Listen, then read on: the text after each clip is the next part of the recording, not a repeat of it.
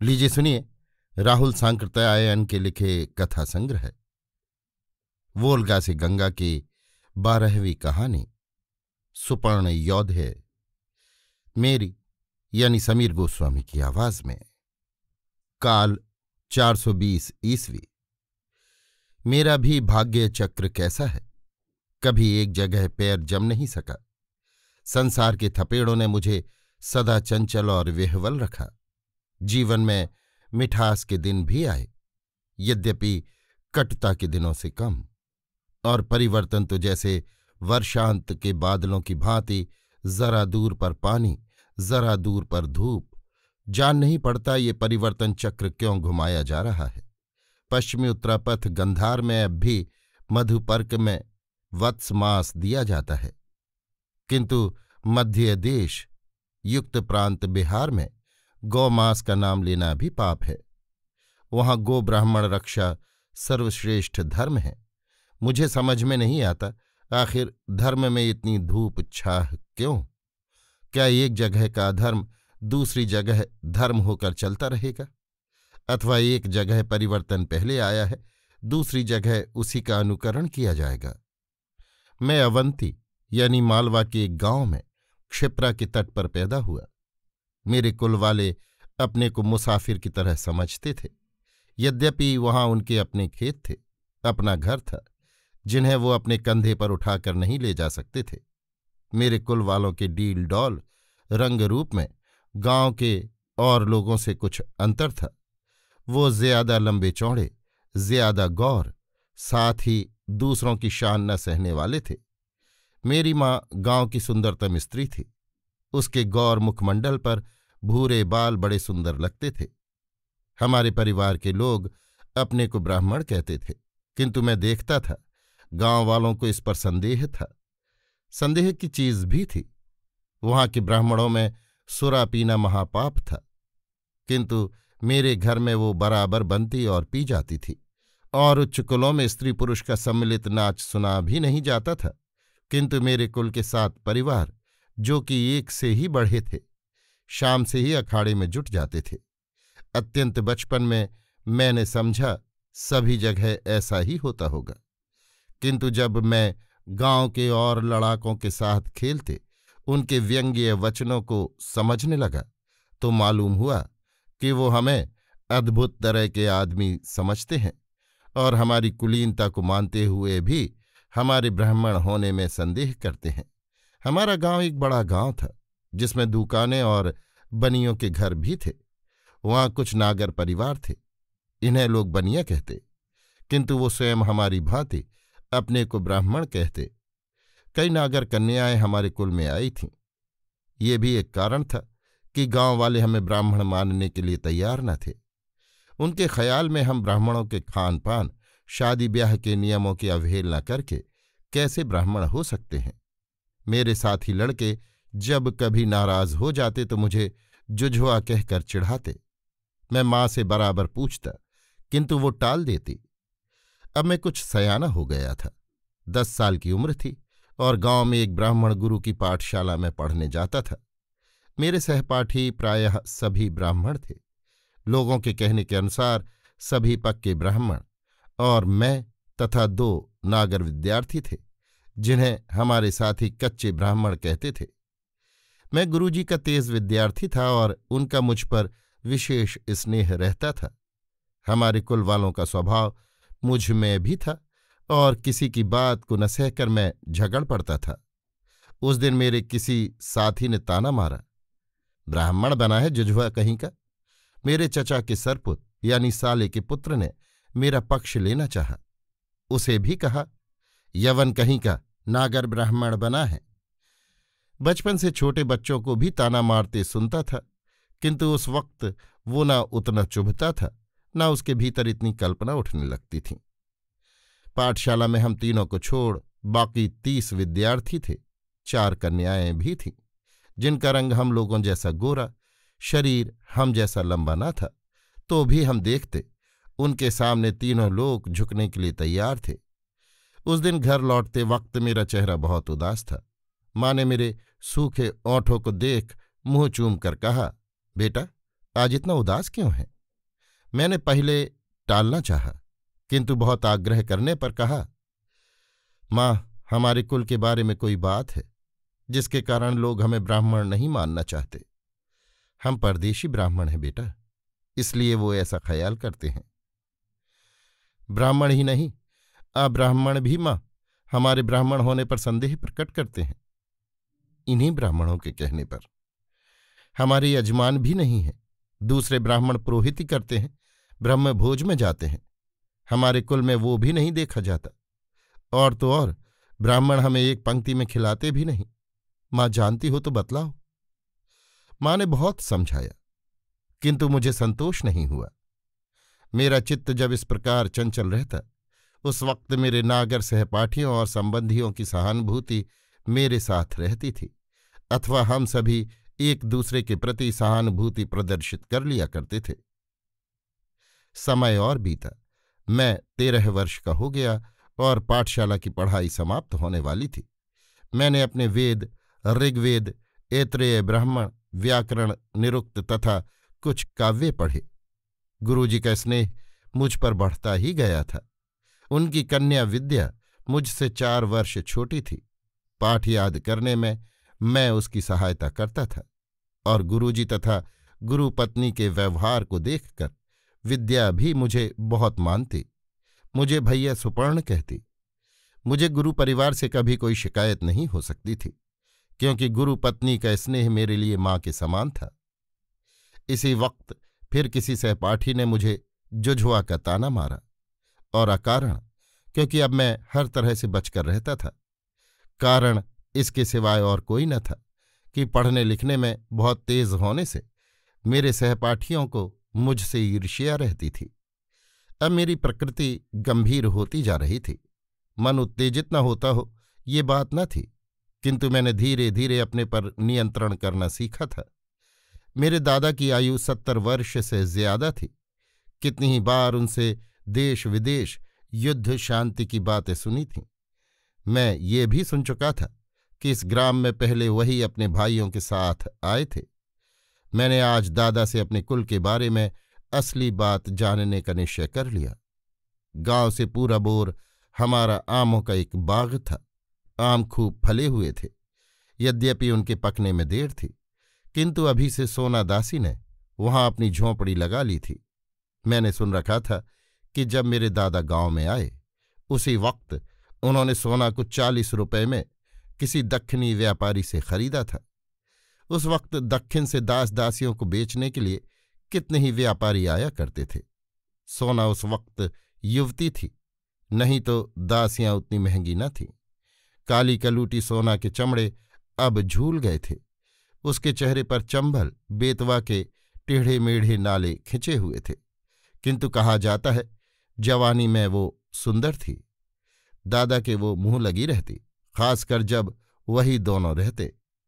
घनिष्ठता का लोग और अर्थ भी लगाते थे। एक विधुर स्वस्थ प्रौढ़ व्यक्ति के ऊपर वैसा संदेह स्वाभाविक था। शाम को दादा बाग जाया करते।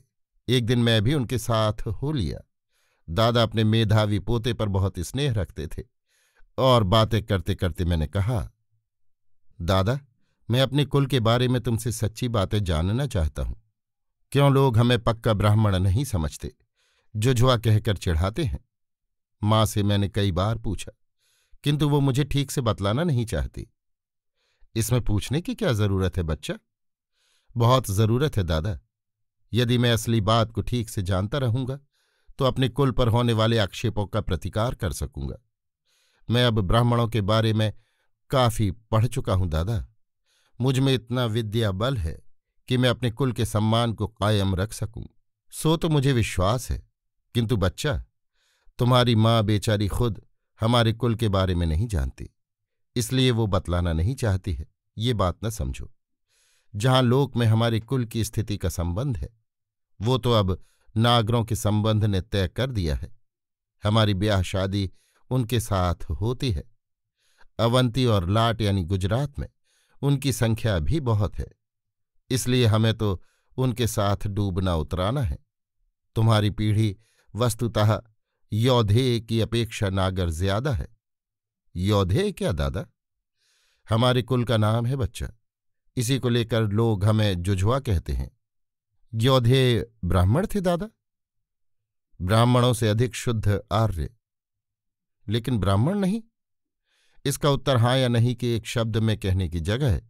अच्छा होगा कि मैं योधेयों का परिचय ही तुम्हें दे दूं। योधे शतद्रु यानी सतलज और यमुना के बीच हिमालय से मरुभूमि के पास तक के निवासी और स्वामी थे। सारे योधे स्वामी थे। सारे योधे? हाँ, उनमें कोई एक राजा न था। उनके राज्य को गणराज्य कहा जाता था। गण या पंचायत सारा राजकाज चलाती थी। वो एक आदमी राजा के राज्य के बड़े विरोधी थे। ऐसा राज्य होना तो मैंने कभी नहीं सुना दादा। लेकिन ऐसा होता था बच्चा। मेरे पास योधे गण के 3 रुपए हैं। मेरे पिता से वो मुझे मिले। देश से भागते वक्त उनके पास जो रुपए थे उन्हीं में से ये हैं। तो दादा, तुम योधेयों के देश में नहीं पैदा हुए? मैं 10 वर्ष का था जब मेरे पिता माता को देश छोड़ना पड़ा। मेरे 2 बड़े भाई थे जिनके वंशजों को तुम यहां देखते हो। देश क्यों छोड़ना पड़ा दादा? पुरातन काल से वो योधेयों की अपनी भूमि थी। बड़े बड़े प्रतापी राजा चक्रवर्ती, मौर्य, यवन, शक भारत भूमि पर पैदा हुए, किंतु किसी ने थोड़ा सा कर ले लेने के सिवाय हमारे गण को नहीं छेड़ा। यही गुप्त, हाँ इसी चंद्रगुप्त, जो अपने को विक्रमादित्य कहता है और जिसका दरबार कभी कभी उज्जैनी में भी लगा करता है, का वंश चक्रवर्ती बना तो उसने योधेयों का उच्छेद कर दिया। योधे सबल चक्रवर्ती को कुछ भेंट दे दिया करते थे, किंतु गुप्त राजा इससे राजी नहीं हुआ। उसने कहा, हम यहां अपना उपरे के यानी गवर्नर नियुक्त करेंगे। यहां हमारे कुमारामात्य यानी कमिश्नर रहेंगे। जिस तरह हम अपने सारे राज्य का शासन करते हैं वैसा ही यहां भी करेंगे। हमारे गणनायकों ने बहुत समझाया कि योधे अनादिकाल से गण छोड़ दूसरे प्रकार के शासन को जानते नहीं हैं, किंतु राजमदमत्त वो इसे क्यों मानने लगा। आखिर योधेयों ने अपनी इष्ट गणदेवी के सामने शपथ ले तलवार उठाई। उन्होंने बहुत बार गुप्तों की सेना को मार भगाया, और यदि वो चौगुनी पंचगुनी तक ही रहती तो वो उनके सामने न टिकती। किंतु लौहित्य यानी ब्रह्मपुत्र से मरुभूमि तक फैले उस महान राज्य की सारी सेना के मुकाबले में योधे कहाँ तक अपने को बचा पाते। योधे जीतते जीतते हार गए। जनहानि इतनी अधिक हुई, गुप्तों ने हमारे नगर गांव सभी बर्बाद कर दिए। नरनारियों का भीषण संहार किया। हमारे लोग 30 साल तक लड़ते रहे। वो अधिक कर देने के लिए तैयार थे, किंतु चाहते थे कि उनके देश की गण शासन प्रणाली अक्षुण्ण रहे। कैसा रहा होगा वो गण शासन दादा? उसमें हर एक योधे सिर ऊंचा करके चलता था। किसी के सामने दीनता दिखलाना वो जानता न था। युद्ध उसके लिए खेल था, इसीलिए उसके वंश का नाम योधेय पड़ा था। तो हमारी तरह और भी योधेय होंगे ना दादा? होंगे बच्चा, किंतु वो तो सूखे पत्तों की भांति हवा में बिखेर दिए गए हैं और हमारी तरह किसी नागर वंश में मिलकर आत्मविस्मृत बन जाने वाले हैं। हम अपने को ब्राह्मण क्यों कहते हैं दादा? ये और पुरानी कहानी है बच्चा। पहले सब जगह राजा नहीं गण ही का राज्य था। उस वक्त ब्राह्मण क्षत्रिय का फर्क नहीं था। ब्रह्म क्षत्र एक ही वर्ण था दादा? हाँ, जब जरूरत होती तो आदमी पूजा पाठ करता, जब जरूरत होती खड्ग उठाता, किंतु पीछे विश्वामित्र वशिष्ठ ने आकर वर्ण बांटना शुरू किया। तभी तो एक पिता के 2 पुत्रों में कोई रंतिदेव की भांति क्षत्रिय, कोई गौरीवीत की भांति ब्राह्मण ऋषि होने लगा। ऐसा लिखा है बच्चा? हाँ दादा, वेद और इतिहास में ऐसा मिलता है कि संकृति ऋषि के ये दोनों पुत्र थे।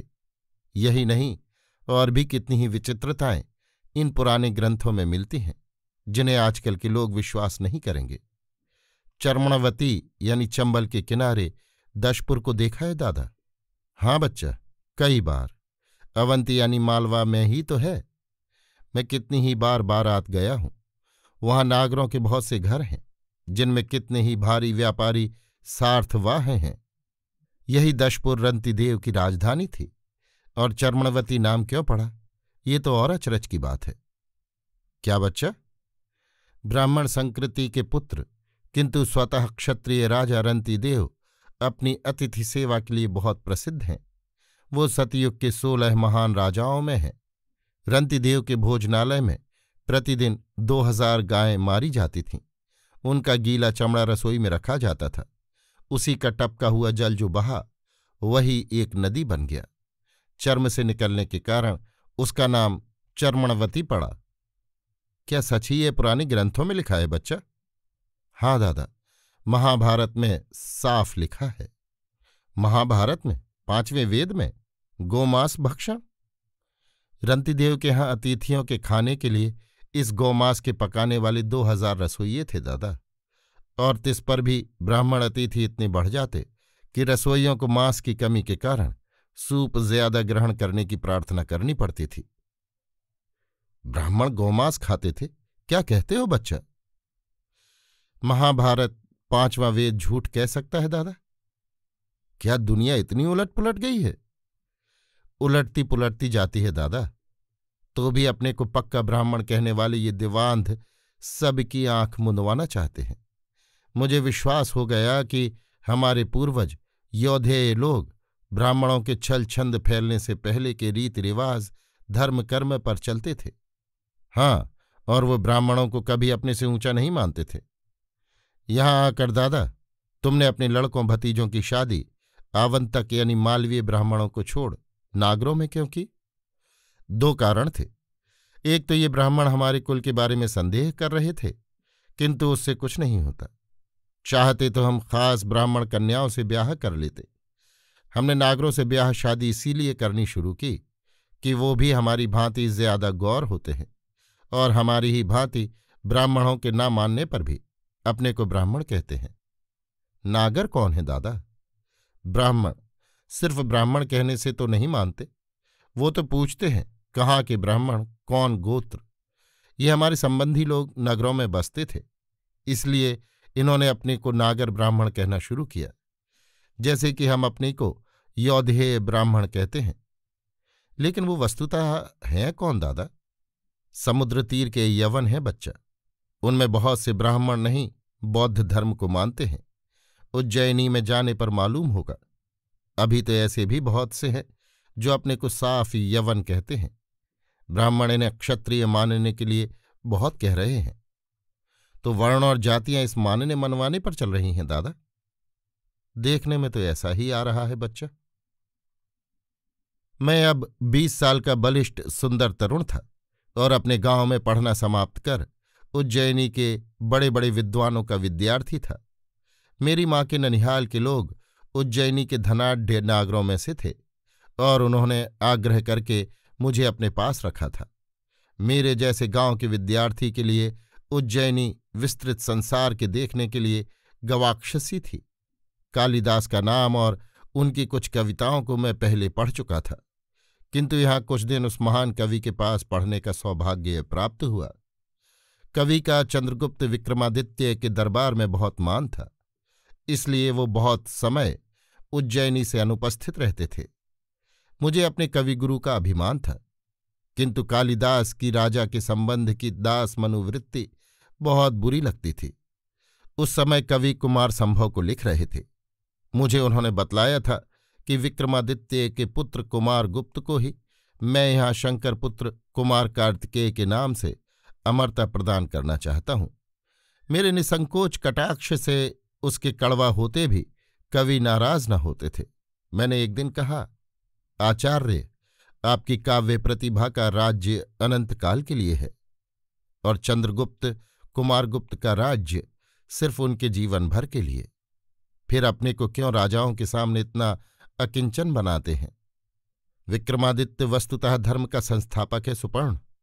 उसने देखो हूणों से भारत भूमि को मुक्त किया, किंतु उत्तरापथ यानी पंजाब और कश्मीर में अब भी हूण हैं आचार्य।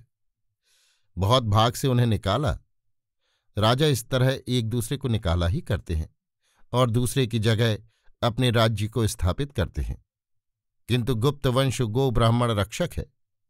आचार्य, मूढ़ों को भरमाने वाली ऐसी बातों के सुनने की आशा मैं आपसे नहीं रखता। आप जानते हैं, हमारे पूर्वज ऋषि गो रक्षा करते थे, किंतु गो भक्षण के लिए। मेघदूत में आप ही ने चर्मणवती यानी चंबल को गाय मारने से उत्पन्न रंतिदेव की कीर्ति लिखा है। तुम धृष्ट हो सुपर्ण, मेरे प्रिय शिष्य। ये मैं सुनने के लिए तैयार हूं, लेकिन मैं ये सहने के लिए तैयार नहीं हूं कि मेरा अनंत काल का चक्रवर्ती इन धर्मध्वंसक गुप्त राजाओं के सामने घुटने टेके। तुम उनको धर्मध्वंसक कहते हो सुपर्ण? हां जरूर। नंदों, मौर्यों, यवनों, शकों और हूणों ने भी जो पाप नहीं किया वो इन गुप्तों ने किया। भारत में ही से इन्होंने गणराज्यों का नाम मिटा दिया। गणराज्य इस युग के अनुकूल न थे सुपर्ण। यदि समुद्रगुप्त ने इन गणों को कायम रखा होता तो उन्होंने हूणों तथा दूसरे प्रबल शत्रुओं को परास्त करने में सफलता न पाई होती। सफलता अपना राज्य स्थापित करने की, दूसरे चंद्रगुप्त मौर्य बनने की। लेकिन चाणक्य की अप्रतिम बुद्धि की सहायता से स्थापित और व्यवस्थापित मौर्य साम्राज्य भी बहुत दिनों नहीं चला। विक्रमादित्य और कुमारगुप्त के वंशज भी यावत चंद्र दिवाकर शासन नहीं करेंगे। फिर इन्होंने प्रजा के शासन के चिन्हों तक को जो मिटा दिया, ये किस धर्म काम के लिए? क्या अनादिकाल से चले आते गणों में प्रजा शासन का उच्छेद करना महान अधर्म नहीं है? लेकिन राजा विष्णु का अंश है। कुमारगुप्त भी अपने साथ मोर का चित्र खिंचवाएगा और कल को कोई कवि उसे कुमार का अवतार कहेगा। ये धोखा, ये पाखंड किस लिए? गंधशालिका भात और मधुर मांस सूप के लिए? राष्ट्र की सारी सुंदरियों को रनिवास में भरने के लिए? कृषि और शिल्प के काम में मरने वाली प्रजा की गाढ़ी कमाई को मौज करने में पानी की तरह बहाने के लिए? और इसके लिए आप गुप्तों को धर्म संस्थापक राजा कहते हैं? विष्णु? हाँ, गुप्त वैष्णव कहलाने का बड़ा ढोंग रच रहे हैं। ब्राह्मणों ने विष्णु का अंश बना रहे हैं। उनके सिक्कों पर लक्ष्मी की मूर्ति अंकित की जा रही है। विष्णु की मूर्तियों और देवालयों पर प्रजा को भूखा मारकर, लूटकर खूब रुपए खर्च किए जा रहे हैं, इस आशा पर कि गुप्त वंश का राज्य प्रलय काल तक कायम रहे। लेकिन क्या कह रहे हो सुपर्ण? तुम राजा के विरुद्ध इतनी कड़ी बात कह रहे हो। अभी आचार्य सिर्फ तुम्हारे सामने कह रहा हूं, फिर किसी समय परम भट्टारक महाराजाधिराज कुमारगुप्त के सामने भी कहूंगा। मेरे लिए इस ढोंग को जीते जी बर्दाश्त करना मुश्किल है, किंतु वो आगे और शायद दूर की बात है। मैं तो चाहता हूं कि आप भी अश्वघोष के चरणों पर चलें। किंतु प्रिय, मैं सिर्फ कवि हूं। अश्वघोष महापुरुष और कवि दोनों थे। उनके लिए संसार के भोग कोई मूल्य न रखते थे। मेरे लिए विक्रमादित्य के रनिवास जैसी सुंदरियां चाहिए, उदुम्बर वर्णा यानी लाल द्राक्षी सुरा चाहिए, प्रासाद और परिचारक चाहिए। मैं कैसे अश्वघोष बन सकता हूं? मैंने रघुवंश के बहाने गुप्तों के रघुवंशित्व की प्रशंसा की, जिससे प्रसन्न हो विक्रमादित्य ने ये प्रासाद दिया। कांचनमाला जैसी यवन सुंदरी प्रदान की, जो 15 साल से मेरे पास रहने पर भी अपने पिंगल केशों में मुझे बांधे फिरती है। मैंने ये कुमार संभव की नींव रखी है। देखो, ये अभी और क्या मेरे पास लाता है। मैं नहीं समझता आचार्य, यदि आप बुद्धचरित और सौंदरानंद ही लिखते तो भूखों मरते या भोग से सर्वथा वंचित होते। पर आपको भ्रम है कि बिना राजाओं की चापलूसी के आपका जीवन बिल्कुल नीरस होता। आपने आने वाले कवियों के लिए बुरा उदाहरण रखा। सभी कालिदास के अनुकरण के नाम पर अपने दोषों को छिपाएंगे। मैं उस तरह के भी काव्य लिखूंगा, किंतु ऐसा कुछ भी नहीं लिखेंगे जिसमें गुप्तों के पाप घट पर प्रहार होगा। वो हमसे नहीं होगा सुपर्ण। हम इतने सुकुमार हो गए हैं और राजाओं के हर पाप के लिए धर्म की दोहाई भी देंगे। उसकी तो जरूरत है, बिना उसके राज शक्ति दृढ़ नहीं हो सकती। वशिष्ठ और विश्वामित्र ने भी ऐसा करना जरूरी समझा। वशिष्ठ और विश्वामित्र भी कवि कालिदास ही की भांति प्रासाद और सुंदरी के लिए ये सब पाप करने पर उतारू थे।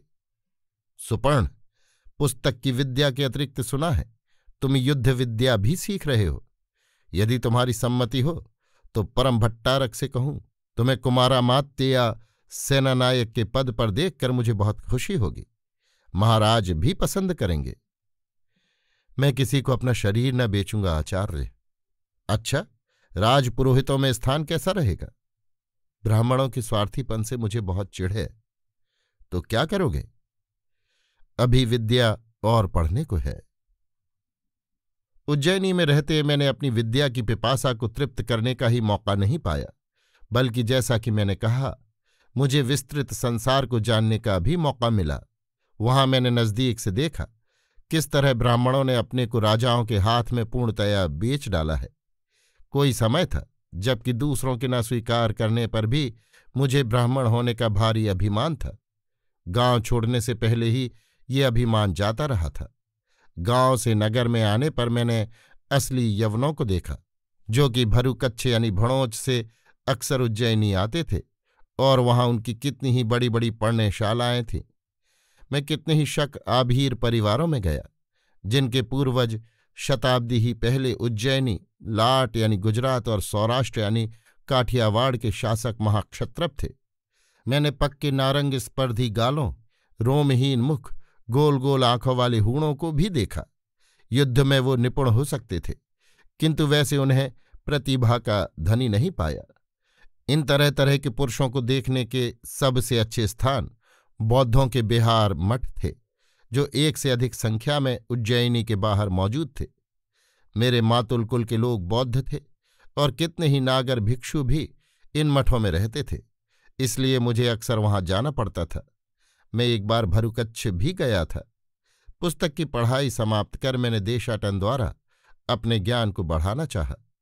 उसी वक्त मुझे पता लगा कि विदर्भ में अचिंत्य यानी अजंता बिहार नाम का एक बहुत प्रसिद्ध बिहार है, जहां संसार के सभी देशों के बौद्ध भिक्षु रहते हैं।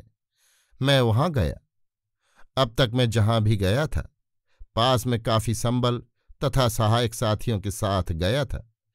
अब की बार ये पहला समय था जबकि मैं निस्सहाय निस्संबल निकला था। रास्ते में चोरों का डर न था। गुप्तों के इस प्रबंध की प्रशंसा करनी होगी, किंतु क्या गुप्त शासन ने देश के प्रत्येक परिवार को इतना समृद्ध कर दिया है जिससे कि बटमारी रहजनी उठ गई? नहीं, गुप्त राजाओं ने कर उगाहने में अपने पहले के सारे शासकों को मात कर दिया। राजप्रासादों के बनाने पर कभी इतना धन नहीं खर्च किया गया होगा, और उनके सजाने में तो और भी हद की गई। पहाड़ों, नदियों, पुष्करणियों, समुद्रों को सशरीर उठाकर उन्होंने अपने रम्य प्रासादों के पास रखने की कोशिश की। उनके क्रीड़ा वन वस्तुतः वन से मालूम होते हैं, जिनमें पिंजड़ों में हिंस्र पशु रहते और बाहर मृग गवय घूमते। क्रीड़ा पर्वत में स्वाभाविक शैल पार्वत्य वन, जलप्रपात बनाए जाते। सरोवरों को पतली नहरों से मिला सेतु और नावें दिखलाई जाती।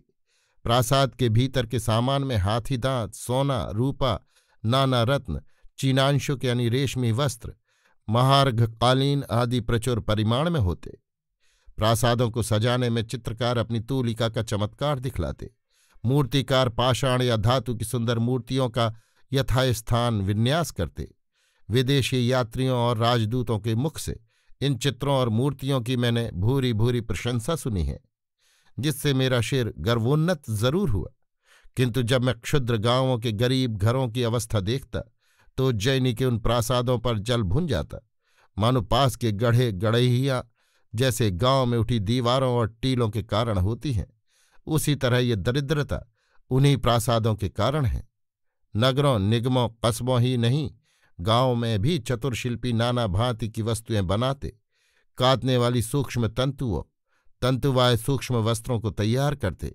स्वर्णकार, लौहकार, चर्मकार अपनी अपनी वस्तुओं के बनाने में कौशल दिखलाते। राजप्रासादों की कलापूर्ण वस्तुओं के तैयार करने वाले हाथ इन्हीं हाथों के सगे संबंधी हैं।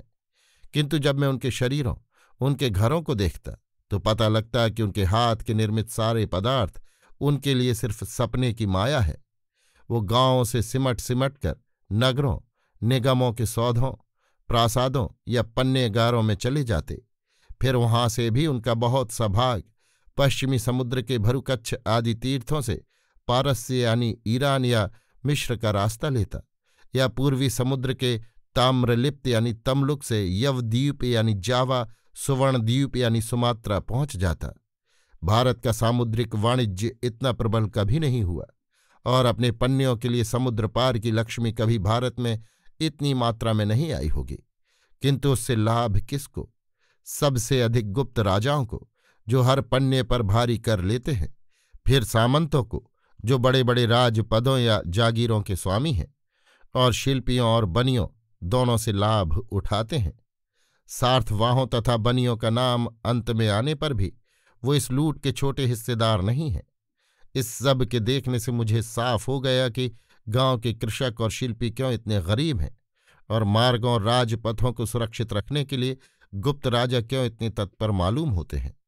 गांवों में दरिद्रता है, किंतु एक दिल दहलाने वाला दृश्य वहां कम दिखलाई पड़ता। वहां पशुओं की भांति बिकने वाले दास दासियों का हाट न लगता, न उनके नंगे शरीरों पर कोड़े पड़ने के दृश्य दिखलाई देते। मेरे गुरु कालिदास ने एक प्रसंग में कहा था, दास दासी पुरुविले कर्म से होते हैं। जिस दिन मैंने उनके मुंह से ये बात सुनी, उसी दिन पुरुविले जन्म से मेरा विश्वास उठ गया।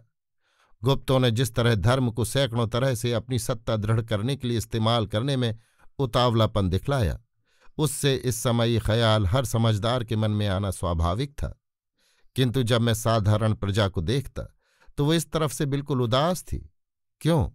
शायद वो अपने को बेबस पाती थी। ग्रामवासी सिर्फ अपने गांव भर की दुनिया की खोज खबर लेते थे।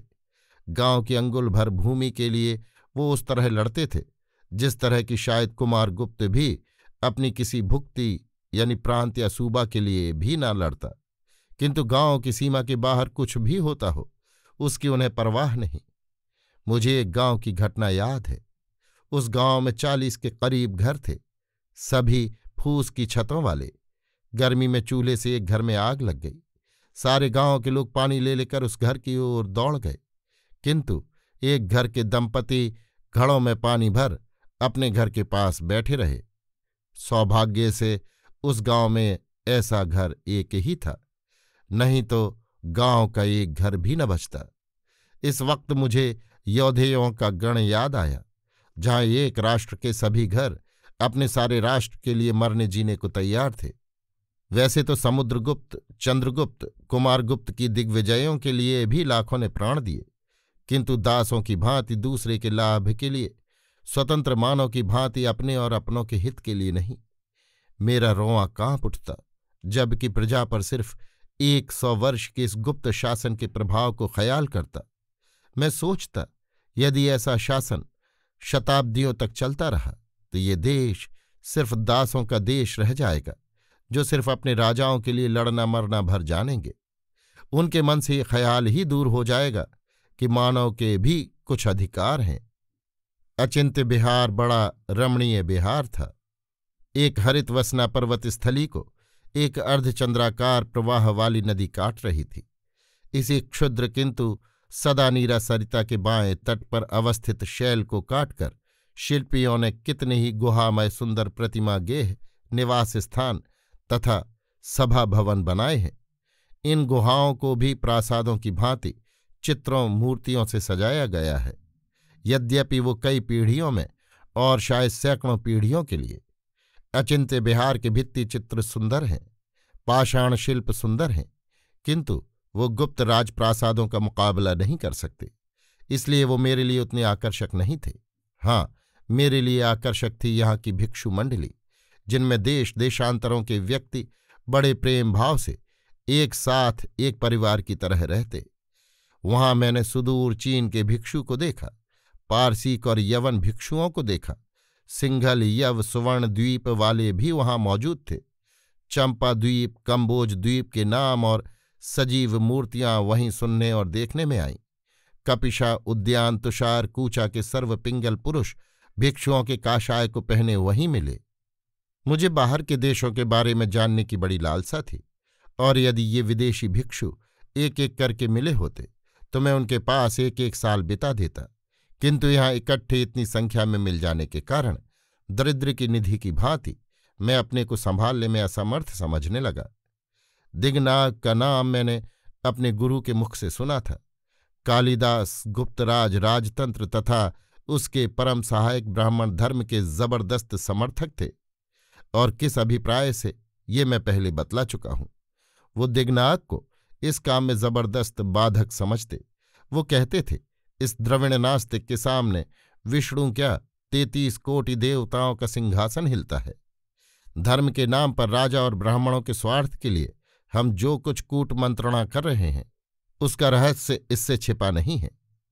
मुश्किल ये था कि उसे बूढ़ा वसुबंधु जैसा गुरु मिल गया था। वसुबंधु को कालिदास ज्ञानवारिधि कहते थे। भदंत वसुबंधु चंद्रगुप्त विक्रमादित्य द्वितीय की राजधानी अयोध्या में दरबारी के तौर पर नहीं, बल्कि स्वतंत्र सम्मानित गुरु के तौर पर कई साल रहे, और पीछे गुप्तों की नीच भावना से निराश हो अपनी जन्मभूमि पुरुषपुर यानी पेशावर को चले गए। दिग्नाग ने लोहे के तीर या खड्ग को नहीं, बल्कि उससे भी तीक्ष्ण ज्ञान और तर्क के शस्त्र को वितरण करने का व्रत लिया है। उनसे आध घंटा बात कर लेने ही में ब्राह्मणों का सारा मायाजाल काई की भांति छट जाता है। मैं 6 मास अचिंत्य बिहार में रहा, और प्रतिदिन दिग्नाग के मुख से चारों ओर प्रकाश के फैलाने वाले उनके उपदेशों को सुनता था। मुझे इस बात का अभिमान है कि मुझे दिग्नाग जैसा गुरु मिला। उनका ज्ञान अत्यंत गंभीर है। उनके वचन आग के दहकते अंगारों की भांति थे। मेरी ही भांति वो संसार के पाखंड मायाजाल को देख क्रोधोन्मत्त हो जाते। एक दिन वो कह रहे थे, सुपर्ण, प्रजा के ही बल पर हम कुछ कर सकते थे, किंतु प्रजा दूर तक बहक चुकी है। तथागत बुद्ध ने जाति वर्ण के भेद को उठा डालने के लिए भारी प्रयास किया था। उसमें कुछ अंश में उन्हें सफलता भी हुई। देश के बाहर से यवन, शक, गुर्जर, आभीर जो लोग आए, उन्हें ब्राह्मण म्लेच्छ कहकर घृणा करते थे, किंतु तथागत के संघ ने उन्हें मानवता के समान अधिकार को प्रदान किया। कुछ सदियों तक जान पड़ा कि भारत से सारे भेदभाव मिट जाएंगे, किंतु भारत के दुर्भाग्य से इसी वक्त ब्राह्मणों के हाथ में गुप्त राज सत्ता आ गई। गुप्त स्वयं जब पहले आए थे तो ब्राह्मणों ने म्लेच्छ कहते थे, किंतु कालिदास ने उनके गौरव को बढ़ाने के लिए रघुवंश और कुमार संभव लिखा है। गुप्त अपने राजवंश को प्रलय तक कायम रखने की चिंता में पागल हैं। ब्राह्मण उन्हें इसका विश्वास दिला रहे हैं। हमारे भदंत वसुबंधु ऐसा विश्वास नहीं दिला सकते थे। वो खुद लिच्छवियों के गणतंत्र के आधार पर निर्मित भिक्षु संघ के सच्चे अनुयायी थे। बौद्धों को ब्राह्मण जबरदस्त प्रतिद्वंद्वी समझते हैं। वो जानते हैं कि सारे देशों में बौद्ध गौमांस खाते हैं, जिसे वो नहीं छोड़ेंगे। इसलिए उन्होंने भारत में धर्म के नाम पर गौमांस वर्जन, गौ ब्राह्मण रक्षा का प्रचार शुरू किया है। बौद्ध जाति वर्ण भेद को उठाना चाहते हैं। ब्राह्मणों ने अब वर्ण बहिष्कृत यवन, शक आदि को ऊंचे ऊंचे वर्ण देने शुरू किए हैं। ये जबरदस्त फंदा है जिसमें कितने ही बौद्ध गृहस्थ भी फंसते जा रहे हैं। इस फूट से प्रजा की शक्ति को छिन्न भिन्न कर वो राजशक्ति और ब्राह्मण शक्ति को दृढ़ करना चाहते हैं, किंतु इसका परिणाम घातक होगा सुपर्ण, देश के लिए, क्योंकि दासों की शक्ति के बल पर कोई राष्ट्र शक्तिशाली नहीं हो सकता। मैंने अपने यौधेयों के आत्मोत्सर्ग की कहानी कही तो आचार्य का हृदय पिघल गया। जब मैंने यौधेय गण के पुनरुज्जीवन की अपनी लालसा को उनके सामने प्रकट किया तो उन्होंने कहा, मेरी सदिच्छा और आशीर्वाद तुम्हारे साथ है। उद्योगी पुरुष सिंह को विघ्न बाधाओं से नहीं डरना चाहिए। उनके आशीर्वाद को लेकर मैं जा रहा हूं यौधेयों की भूमि की ओर। चाहे तो उस मृत भूमि का फिर से उत्थान करूंगा या रेत के पद चिन्ह की भांति मिट जाऊंगा।